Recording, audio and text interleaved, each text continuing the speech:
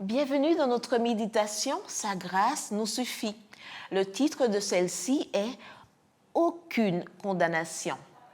Il n'y a donc maintenant aucune condamnation pour ceux qui sont en Christ Jésus, qui marchent pas selon la chair, mais selon l'Esprit. Romains 8, verset 1.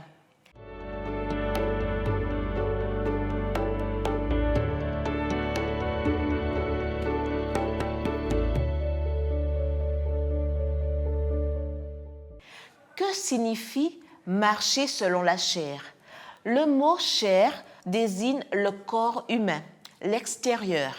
Il peut également désigner les parents et la communauté. Dans un sens moral, la chair désigne ce qui est opposé et hostile à Dieu, ce qui est tourné vers le matériel et le temporel. La chair, c'est l'être humain qui se considère comme autosuffisant et croit pouvoir se sauver lui-même. Pour Paul, la chair est une puissance à l'œuvre dans l'être humain, contraire à l'Esprit de Dieu. Marcher selon la chair est tout le contraire de marcher selon l'Esprit. Contrairement au corps devenu incorruptible et immortel, la chair n'aura pas de part dans l'éternité avec Dieu. Que signifie marcher selon l'Esprit? C'est marcher avec Dieu, comme Enoch.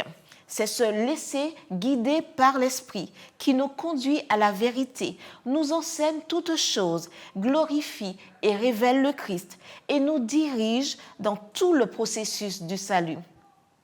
L'Esprit nous convainc de péché, nous permettant de croire en Jésus, de justice, nous permettant de vivre la vie chrétienne et de jugement, nous donnant l'assurance du salut et la possibilité de produire une vie nouvelle, pleine d'amour, de joie, de paix, de patience, de bonté, de bienveillance, de fidélité, de douceur et de maîtrise de soi.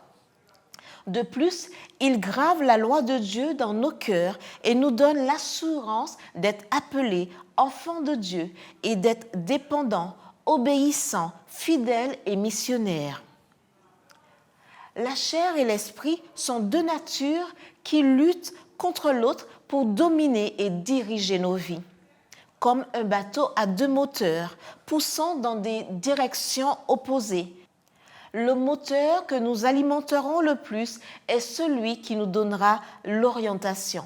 Nous sommes nés avec la maladie héréditaire du péché, avec un penchant au mal. La lutte est permanente et la victoire doit l'être également. Nous devons fournir quotidiennement la nourriture et le carburant nécessaires pour faire mourir le charnel et maintenir le spirituel en vie. Nourrissez votre esprit plutôt que votre chair. Comment faire?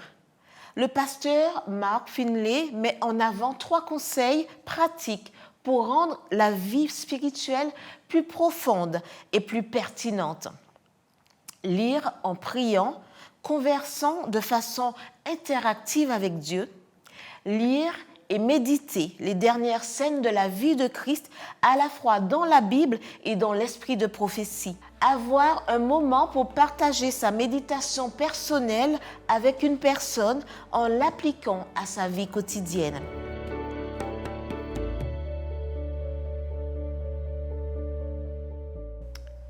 L'Évangile nous donne l'assurance que le Christ n'est pas venu pour condamner les pécheurs, mais le péché. Amen.